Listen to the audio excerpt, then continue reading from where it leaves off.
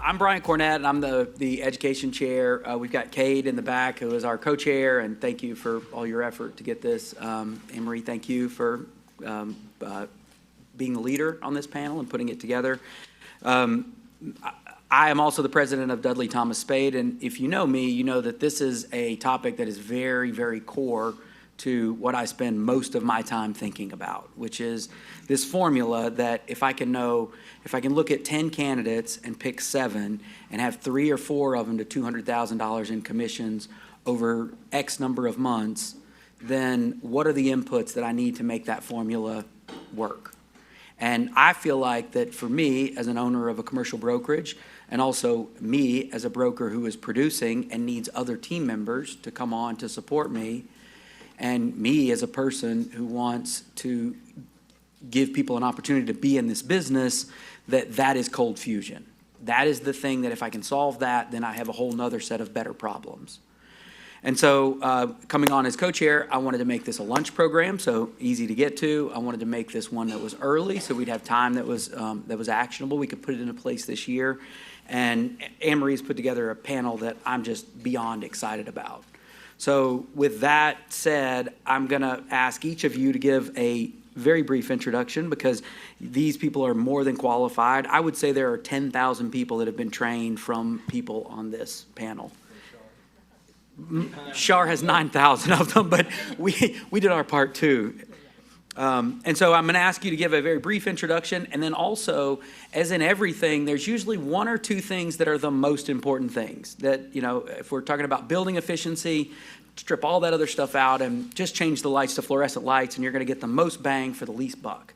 So I'd ask you to give your introduction, and then as you close out, what are the 2 tips, most bang for the least buck when it comes to this whole idea of bringing people up to speed in brokerage? So Char, I'll let you start.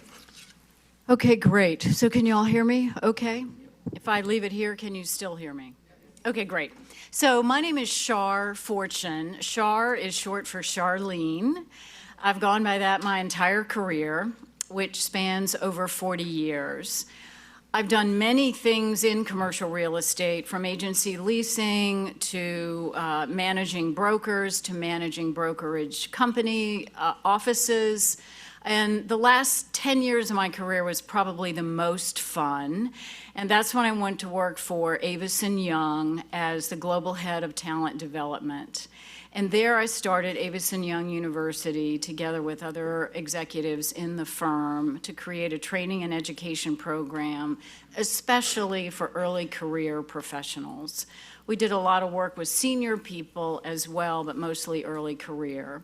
So what I did was teach things like prospecting and business development, how to cold call, how to create a marketing strategy, how to write a business plan, how to tell a story, how to make a pitch, a presentation for new business. And I traveled all over North America and Great Britain doing that. So I've touched thousands of lives over my career, and I can point to millions of dollars in commissions that people have earned because they were better equipped when they got to the client. In terms of 2 things that are non-negotiable for me, I would say, number 1, you've got to hire the right talent. Not everybody is equipped to be a broker, and there are assessments to get at that. And the second thing is you have to have a good process for teaching them the business. Long gone are the days of giving them a desk, a phone book, and a phone and saying, have a good day, do the best you can. Good afternoon, yes. Good afternoon, everybody. My name is Richard Slaton. I'm actually a native Atlantan. I've been in commercial real estate probably, maybe like 27 years. And I'm a Morehouse alum, graduated with a degree in finance, and right after college, that's where I started my real estate career. My first job was at Wachovia Bank, and if I had about 2 hours, I'd tell you the unorthodox approach I had to take to get that job. But that was my first job out of college. I was a credit analyst in the real estate bank. And I did that and then left and went to work for Fulton County government. I was in the real estate department there, and I learned a lot about everything real estate and nothing was finance. It was all about real estate engineering, real estate law, negotiation, all of that stuff. So then I left there and went to work for the Integral Group, if you guys are familiar with that. So that's where I learned the development side. And Egbert Perry was, he taught me affordable housing. And that's actually where I met James. And I was young, 20-something, had an afro, and, so. So, I learned affordable housing there, and I left there, and because I was actually on my way to University of South Carolina. I got accepted into the University of South Carolina to get a PhD in finance.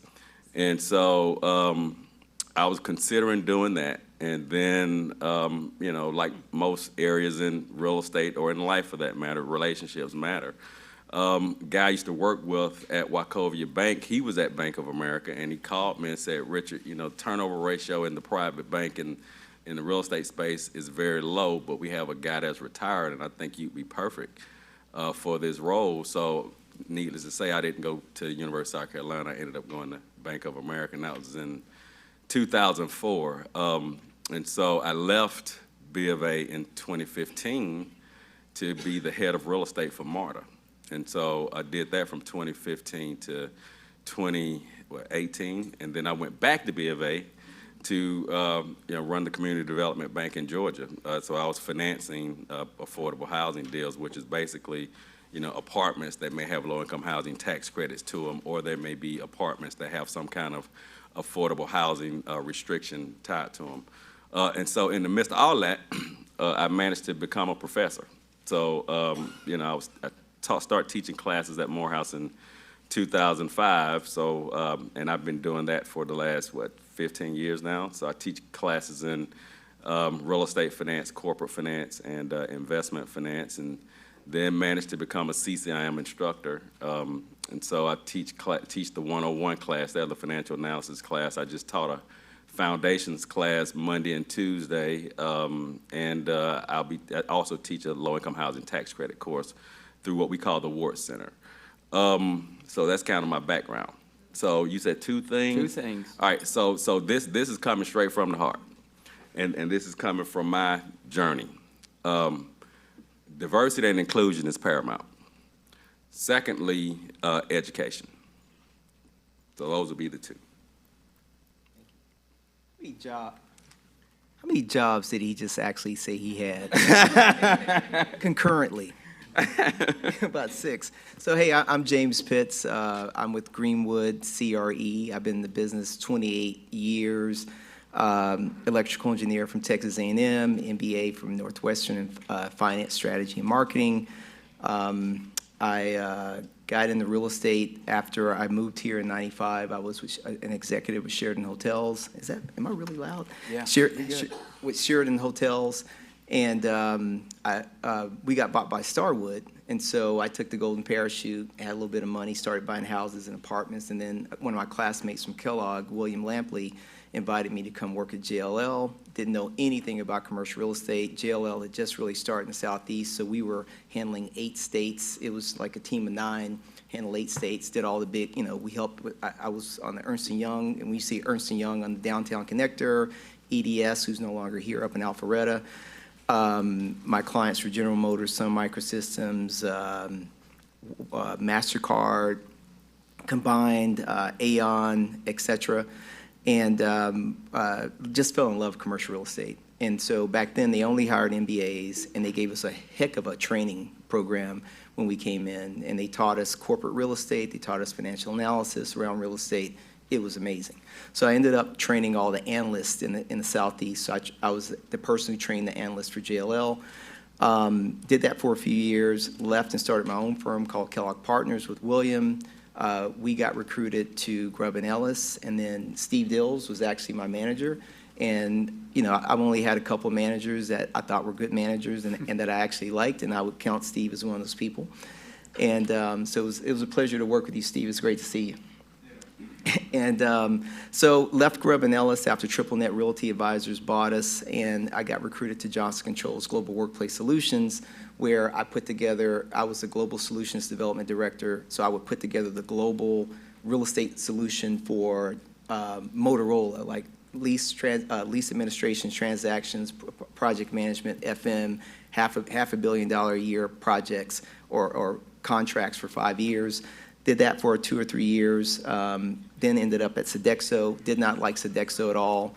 Then I was at H.J. Russell, I was head of development for about 6 months. It wasn't a fit, I left, went back into private practice, just doing brokerage with Kellogg Partners. And then in 2021, we started Greenwood CRE, which we started with 5 offices of people who had 25 years of experience or more with JLL, CB, Cushman, Avison Young, a guy named Alec Wynn who ran the Denver office.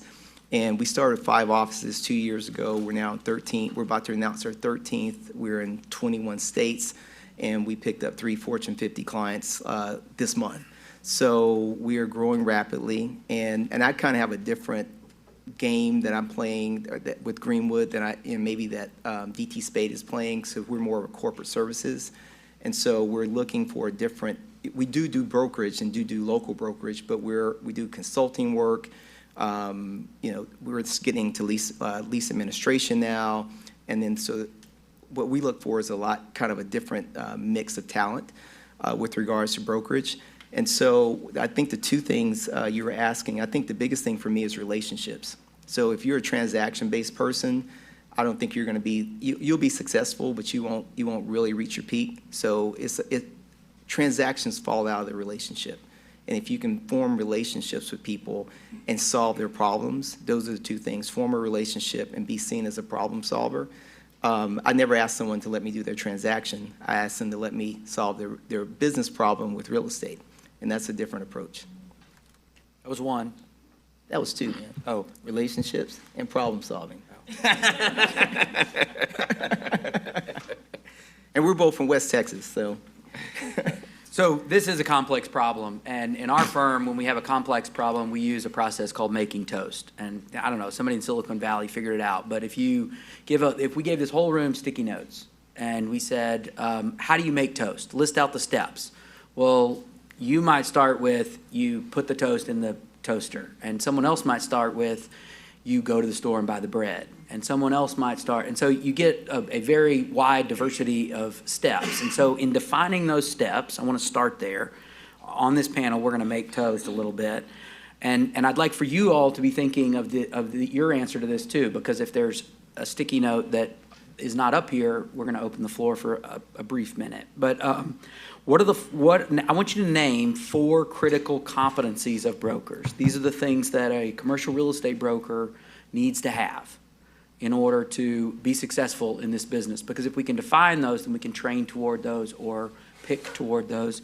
And Char is by far the most prepared here. I see a whole list of these competencies. So I'm going to let you go last. That's fine. And we'll start with Richard. In my opinion, I think these 4 things will be universal, and I think it's also true for brokers as well. I think ethics is very important.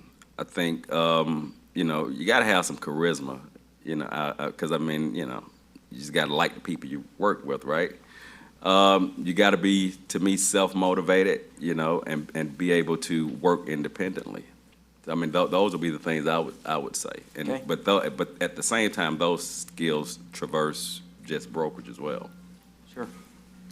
So for me, it would be team mindset. Hey, buddy. It would be team mindset. If you're on a team, and I was a soccer coach for 13 years, and we ended up being like one of the top ranked teams in Georgia, and we scored more than every other team, and I had a bunch of players. Like normally you have 2 or 3 people on a team to score. We were in a tournament, 9 of my players scored in the tournament. And the coaches were like, this is amazing. And I said, we're just unselfish. We play as a team. If you're in there and it's all about you, I'm not interested in that. So have a team mentality. I'd say you have to be a problem solver. You can't say, well, I can't figure it out. There is a way to figure it out. So you just got to keep looking at it from different directions until you figure out what's going on. The other thing is, and for me, someone that works with me, you have to understand the numbers. So I often see people just say, well, I'm going to focus on the deal. But if you don't understand the numbers, what's the point? Because at the end of the day, if you're dealing with the CFO or the CEO or the COO or the board, and you're trying to explain things to them, and you're just showing them properties, and you don't understand why the numbers are important and how the numbers work, then you've done them and yourself a disservice. And then I'd say also understand the business. And I think about that like, you know, back in the day, I would change my own oil, I'd change my brakes.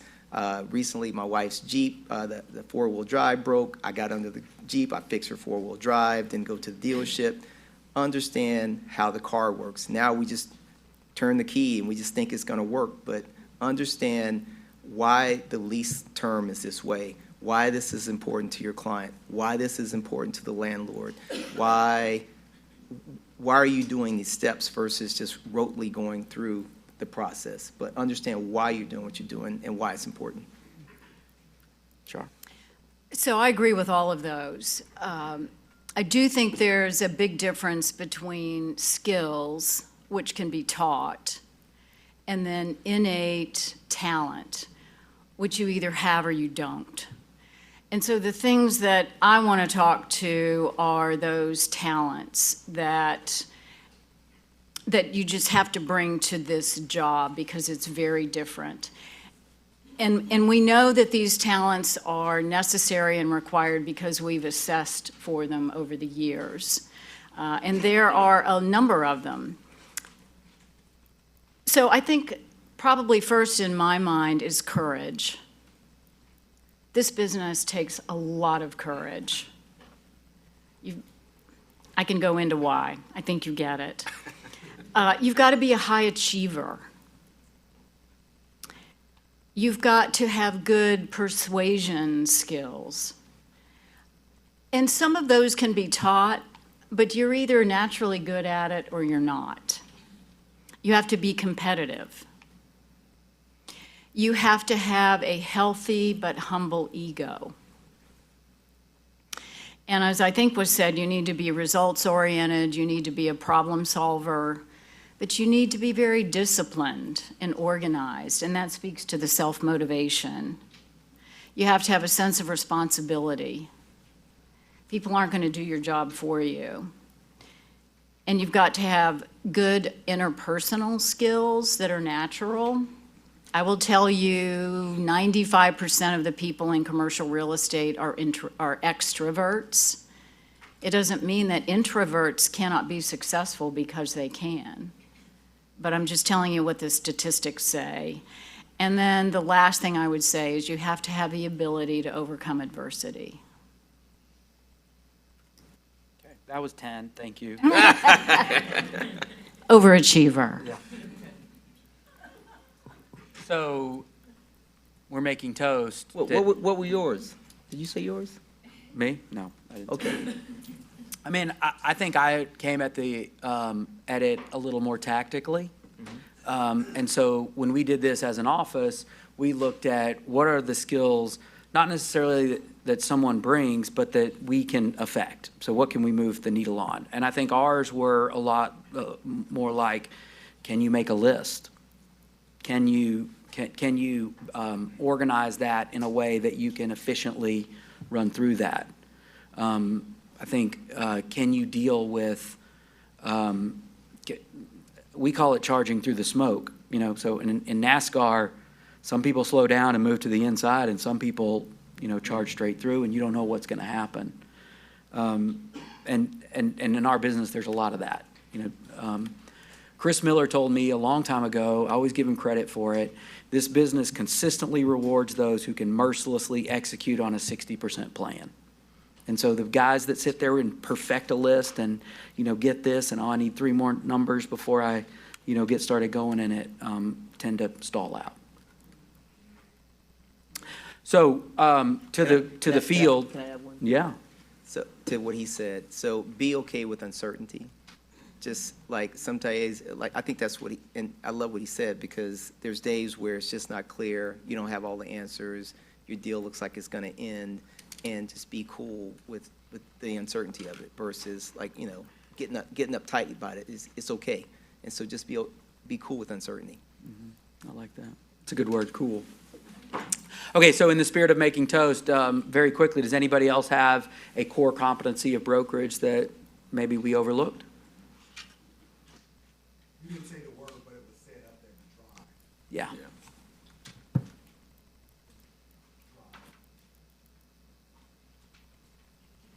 In case you didn't hear, he said drive. Communication. I would tell you that I don't know that I've ever met a really good broker who didn't get intrinsic value and satisfaction from helping people solve their problems. It's kind of what James touched on.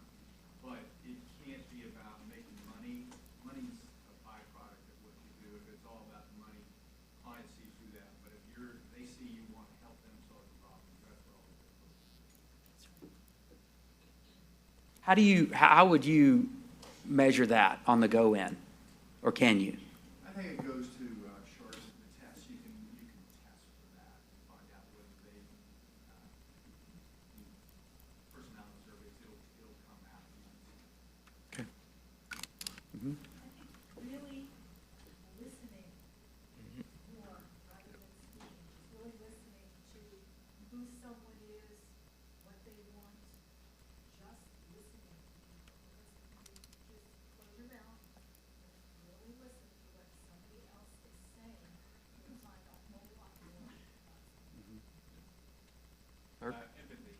Be empathetic with not just your client, but your team members, even the people that you may be meeting on tours. Just have empathy. Honesty, integrity, and character, morals and values. Yep, I agree.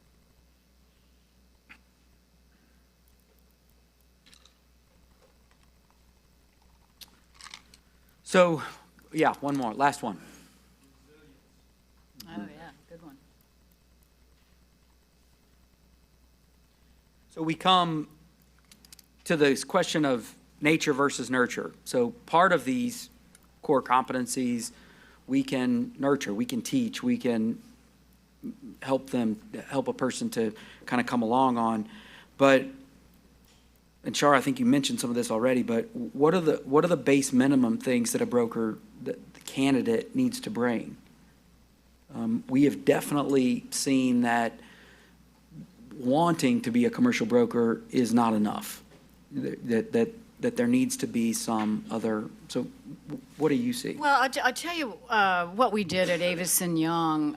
We tracked the principals in the organization, and we did a survey of those who had consistently over 3 to 5 years produced more than $500,000 in gross revenue.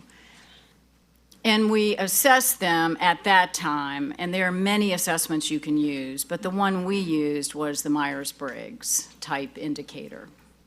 And so we pretty much know exactly what the personality type is of high producers.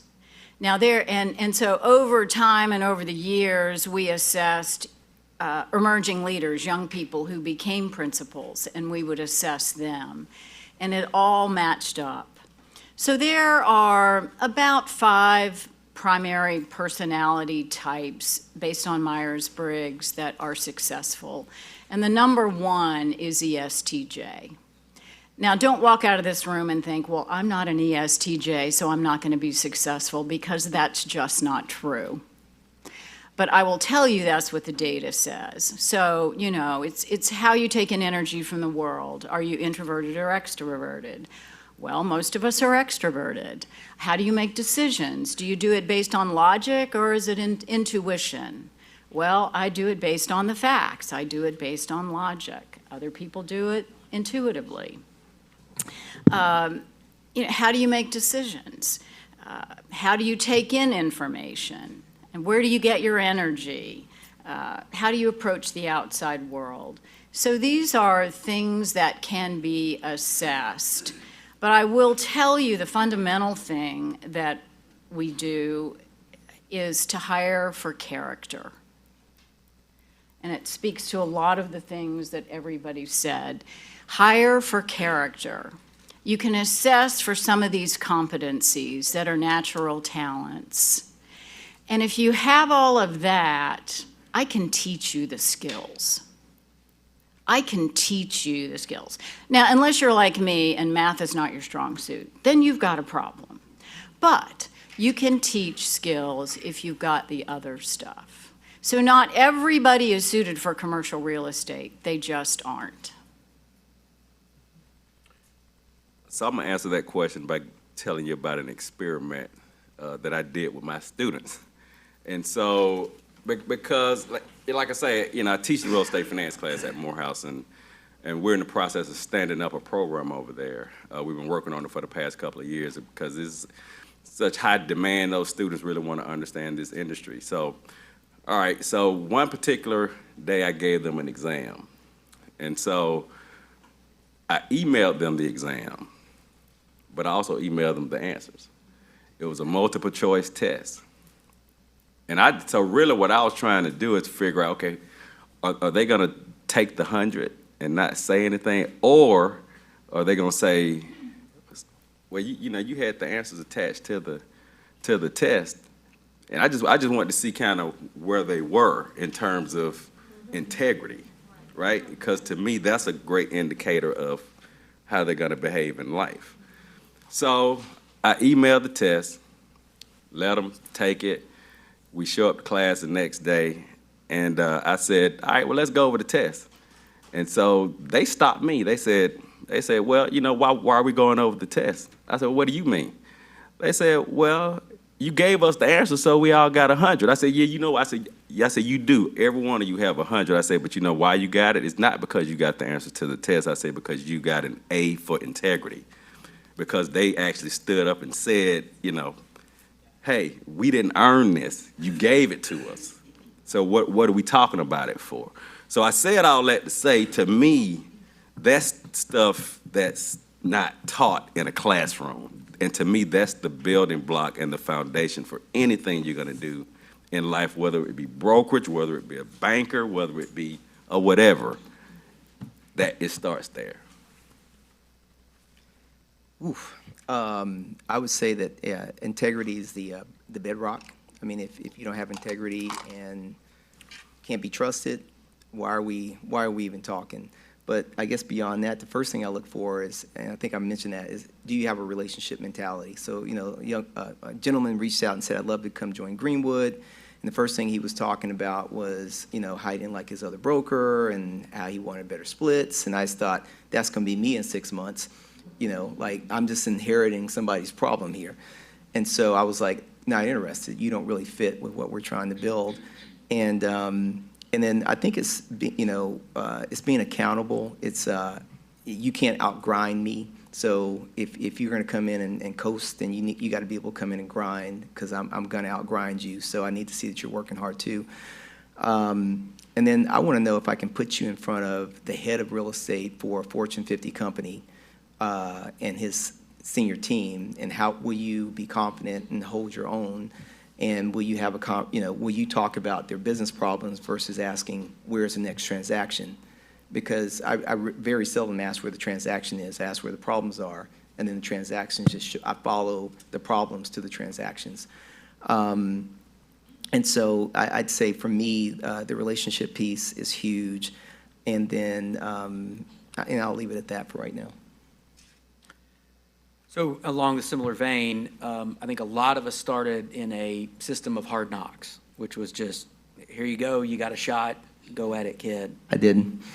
You did. So at JLL back in the day, we made no phone calls. Like back in the day after LaSalle Partners, you just sat at your desk and the phone would ring and they'd say, hey, here's a 50,000 square foot deal. I need you to work on this. Here's a 100,000 square foot deal. I need you to go to Nashville and work on it. Here's a 20,000, oh, I'm sorry, Richard, I'm busy. We need to hit our number for the year. So can you take this 30,000 square foot deal and work on it? Never made one cold call at JLL. It was just all business coming through the system. So I didn't, but I did in the summers, I used to sell long distance. Back, you guys remember MCI? And you had the little card? I was that guy that called you and said, hey, Mrs. Johnson, I know it's dinner time, but would you like to see how you can save 20% on your long distance? Oh, you're busy? What are you having for dinner? I'll call you back. About an hour? Okay, great. This was the 80s, is that right? When This you was were, the- and this when was the JLL 80s. worked like that? So you could also No, finance a I building. went to JLL, but this was in the summer. But it was yeah. not the 80s when you worked at JLL? No. That was 90s? 2000s, I think. 2000s, okay. Yeah. All right, well, we're going to call that the 90s, when you could still finance a building at 110% of the purchase price non-recourse. So business has changed, and I Yeah. think a lot of us are struggling between the how hard does it need to be? Because there's some kind of butterfly effect that comes out of the aggression of it being hard. And then how much nurture should there be, as in training and sort of bringing up? And so I'll start with you, James, on that, because you've had experience sort of both ways. Wow. So right now, when we're looking at bringing on young people to Greenwood, so we have a project that we're going to pitch on. We're actually turning our proposal. It's a large utility, not in Georgia, but about 6 million square feet.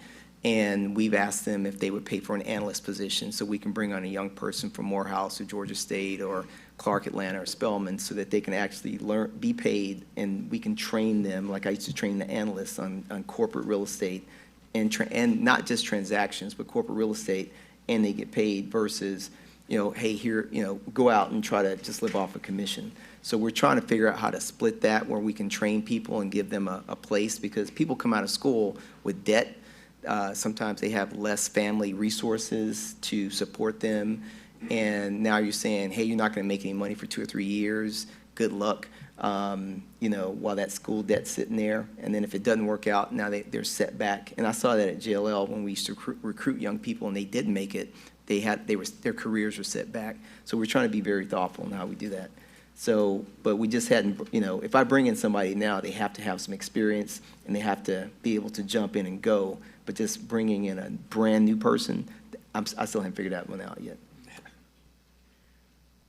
Well, I'll give you my opinion on that, and again, it just goes back to, and the answer to this question is probably going to give you some insight into my own upbringing, and how I teach my students at Morehouse. So, that word nurture to me, being African American, growing up in inner city Atlanta, and going to a school like Morehouse. We were taught we had to be, twice as smart and work twice as hard.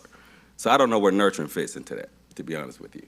And so, even at Morehouse, we were, that's a rigorous program. And we trained them to not only be smart, but somebody used that word earlier, resilient. We trained them to do that. And be able to handle rejection and keep moving forward. If you're going to get hit, you're going to get knocked down. It's not what happens at that point. It happens. What happens then determines your life is how you get up and move. So that's what we stress and that's what we train. So nurture, you tell them, hey, good job, keep doing it. That's how we do it. I mean, it's the truth. Char, do you have a? Yeah, so I'm fairly prescriptive about this because I was one of those baby boomers who started in the business with, here you go, have a good day, let me know how it went. Today, the millennials and particularly Gen Z do not operate the way baby boomers or even the Gen Xers operate. They just don't. It's not the way they were raised. So I'm very prescriptive about it, especially for young people. And it starts with hiring. And there's so many assessments that you can do to get the right people because it's so expensive when you make a mistake. So start with the assessments and hire the right people. And even then, the washout rate is outrageous. The second thing is you have to partner them with this is my opinion, by the way, partner them with a senior broker. They need a mentor, preferably a mentor in the local office, side by side, so they can shadow them. But having a mentor in another city, another office, another discipline, I think is also a great idea because you get different perspectives. You've got somebody else to bounce ideas off of. And then I think you need a plan for learning. That first year is mission critical. You've got to have a 30, 60, 90-day plan. You need a quarterly plan, a 6-month plan, and year-end objectives. And you need regular check-ins during that time. And there are things that need to be learned along the way, and I think we'll get to that in a minute. But you've got to have a process so that people come to the office knowing, okay, I've got a job to do for the next 30 days. Here are my learning objectives. I know what the outcome looks like. Somebody's going to help me with the process to achieve that outcome. And that gets the best result in the first year of the business, in my opinion. So that leads me to the next question, which is really kind of timing. And so one of the things we've learned about this is sort of a seasonality and how to align some of the compensation models and things like that. But what experience have you had, and I think this is probably specific for you, Char, with as it relates to timing, as in how long does it take you to know a broker's going to work out? What's the longest that you've given someone who actually worked out? Some of that. So here's the reality of it over my 10 years of experience doing this. The first year is way fun. It's way fun because it's all brand new. These young people come in from different jobs or college, and this is so exciting. Everything is brand new. You got the shiny penny, and they are loving it. Year 2, however, is a different matter because the managing director is saying, okay, Mr. or Ms. Newbie, time to put some numbers on the board. And so all this that they've been learning about cold calling and prospecting, which most brokers have to do, now the rubber meets the road. So where we see the most washout is between the months of 18 and 36 in the business. About halfway through the second year, these new brokers look at their pipeline and they look at the expectation for revenue from their managing director, and they have an, oh my goodness moment, and they get scared. And they hit the wall, and there are no skid marks.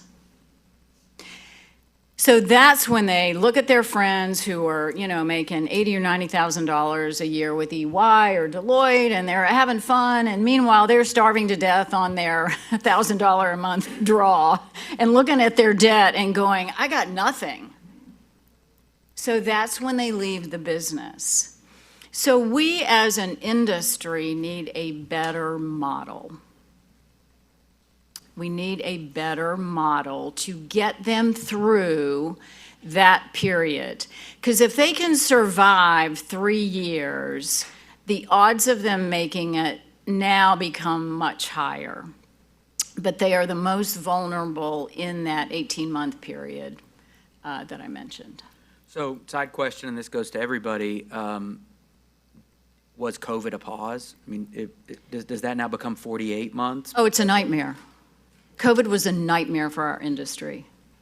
These young people have to be in the office watching people work. They have to be able to snuggle up beside you and get some attention and some love and some nurture and all of those things.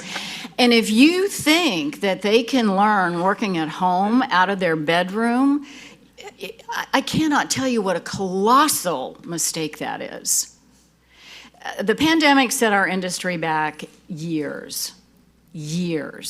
Get your people back to the office. If you are not going to the office, please think about changing your mindset. You're not doing anybody any favors by working from home. I don't care how old you are in the business or how young you are in the business.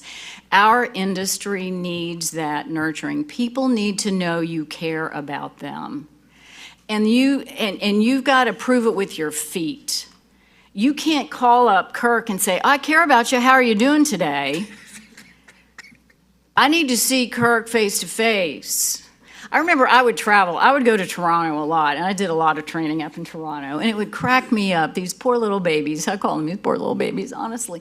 I would walk in the room, and they would just come up to me and rub up against me like a puppy, and they go, oh, Char, I have no idea what I'm doing. Please help me. So they need a safe place to learn the business. You cannot let them do that from their bedroom. I agree with that. That nurturing word, I don't know yet. I'm still jury out. But I will say, Richard needs some nurturing after. but what I will say though, because I do agree with everything you said, Char, but I would also say mentorship is critical as well. And you know, if young people develop, get that mentorship relationship in I call it the early 20s, and it's consistent. I think that'll help with that nurturing. And so, but I think that's important. You know, that mentorship. Totally. So, do you guys know Audra Cunningham? Yes. So Audra started with me back with Steve at Grub, and so she had resilience, she had drive. She Yeah, I really mean, is it fair to use a unicorn as an example? Yeah, Like she's a regular amazing. person that you could. I was there. I was there. So she came in and she said, "Well, where's my office?" And I said, "It's in my office." She said, "Where?" "I have a desk." And I said, "My desk." And so she sat across from me for 8 months before I left Grub, and she every day, like, we looked each other in the eyes, 8 hours a day. She heard every phone call. She saw everything I did. She would come around. I'd do my screen, and when I left, I thought, she's going to be great. You know, she knows what she's doing, and she just needed someone to be there and really show her what it wasn't like, well, hey, meet me for lunch or whatever. She heard every single phone call. She saw every single deal. I had her watch me send emails. I had her see how I responded to people. And so to that point, I think it's huge to be there. And so we're getting a little bit late in our program, but this is a question that just kind of came up. How do you make that valuable for the James Pitts of that story? And maybe James is altruistic, but I don't know that you can count on that across the board at a brokerage. We call it, we're not going to give you a puppy. We want to give you someone that has some value to your team. So we have something called African American CRE 2.0, and we mentor young folks around the country at all the big firms who are the one and onlys, who have no one nurturing and mentoring them. And so once a month, like, we teach them understanding the lease. Here's how you do an industrial deal. Here's how you do RFPs. Here's how you negotiate commission agreements. And so I get nothing out of that. I'm training people at Colliers and CB and JLL. But what a guy called me the other day, and he said, "Hey, listen, the people on that call, the young folks that have been in the business 3 to 5 years, we're all starting to get relationships. We're going to visit each other. We're starting to work on deals together. You've created a community." And so for me, it's just about giving back to the community. And then with Audra, I never expected her to follow me and come work with me. I was just happy to pass on what I knew. And I come from a family of educators. So for me, I guess it is altruistic. And I wanted her to be successful. And with every one of the analysts that we trained at JLL went on to be very successful brokers, because we taught them how the numbers worked, how the business worked, how the process worked. And we actually didn't teach them cold calling back then, but they figured it out. Char, Richard, do you have a feeling on that? No, I think James hit it, because to me that goes back to that mentorship and getting that mentorship early. I've seen all too often, a lot of young people, they really, especially in my community, they're not aware of commercial real estate. They don't know what it is, so they don't know. At what point, or do they even need or want mentorship? And it starts with exposing them to the industry first, and then pairing that right with that mentorship early, so they can get it, while they're in the college, while they're still in college, their early 20s. And I think doing it at that stage and doing it consistently would pay dividends for not only for them, but their mentor years down the road. How do you get the experienced broker to take a young person and? Well, they have to have skin in the game. To me, it's the 80-20 rule. 80% of brokers will work a young rookie like a dog. And if they can't produce anything for them, then at the first opportunity, they'll brush them off. There are that 20% that are in this room, probably, that are really good brokers and really good mentors and know how to coach and train and want to, but 20%'s the minority.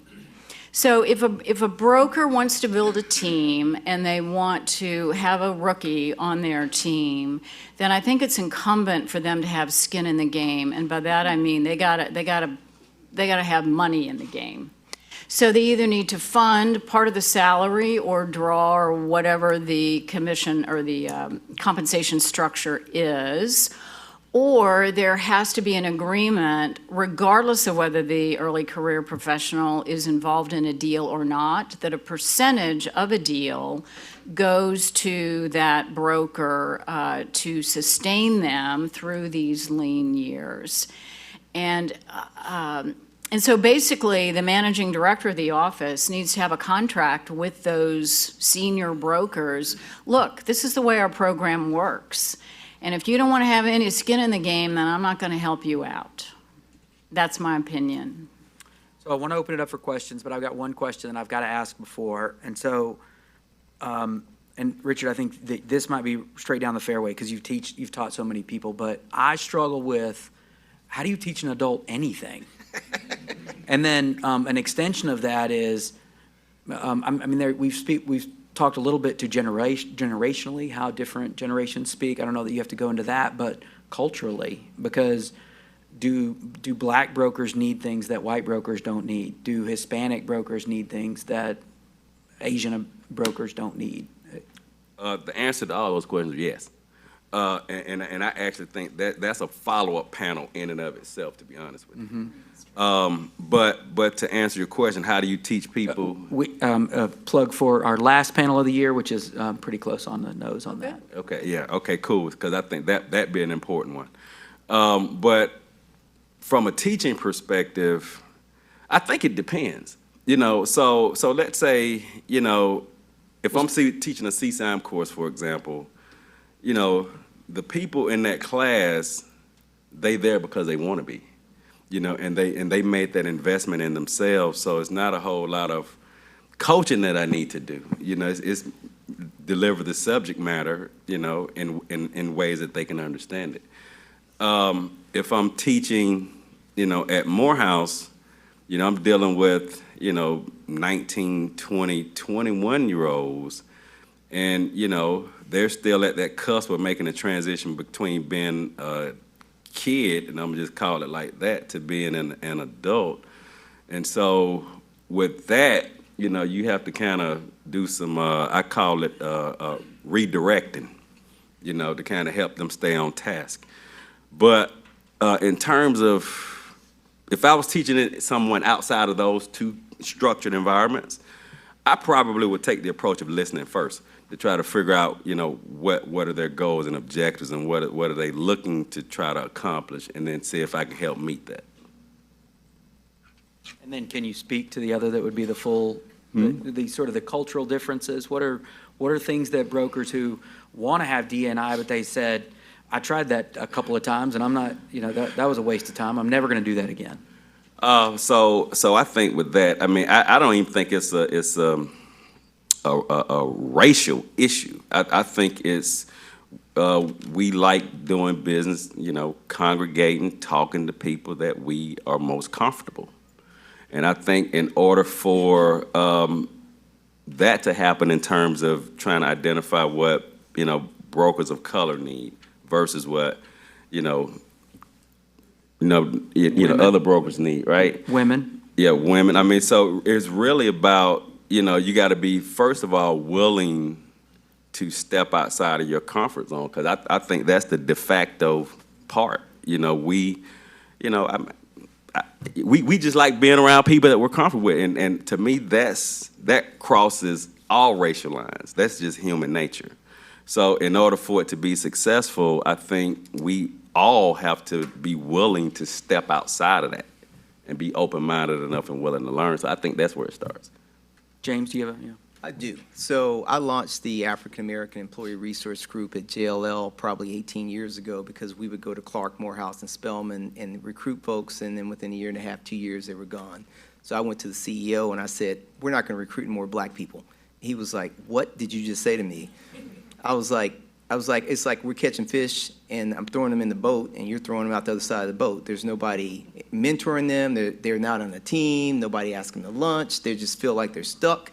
And then they waste their time and leave. I said, so why would I put someone through that when they can go work on Wall Street?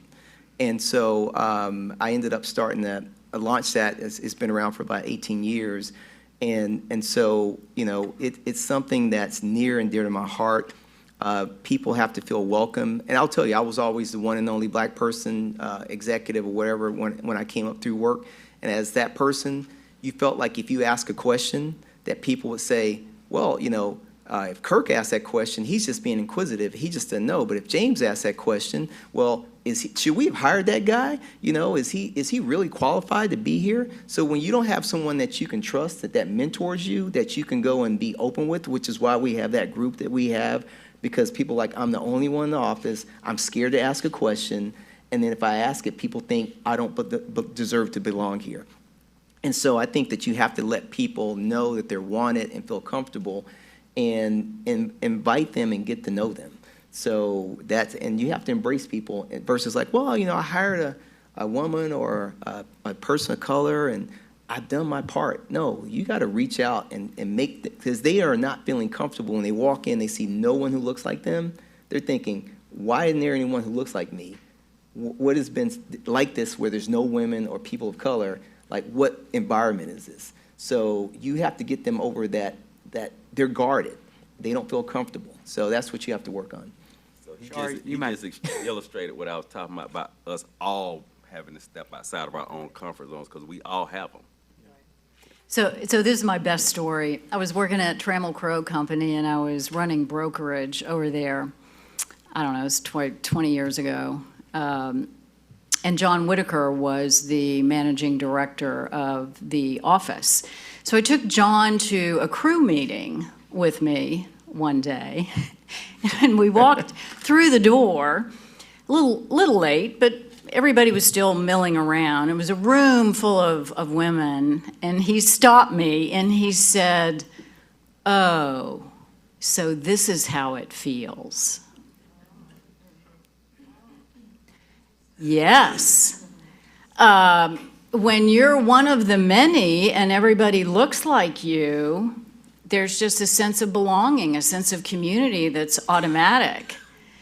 But when you're a woman in a white male-dominated industry and you walk in the room, well, it's fun to be the shiny penny for a while, but that patina rubs off very quickly.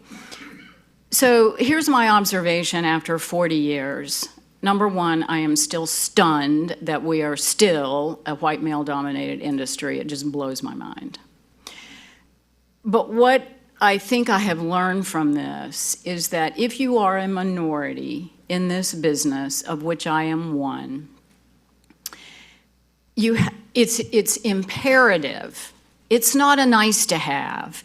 It's an imperative that you have some small critical mass of people who are like you in that organization. So if you're Cushman and Wakefield and you go, I'm going to hire that black guy, I'm going to hire that woman, you can't do it. You can't hire just one. You can't, to your point. So there has to be a critical mass, number one. Number two, you've got to establish a formal buddy system.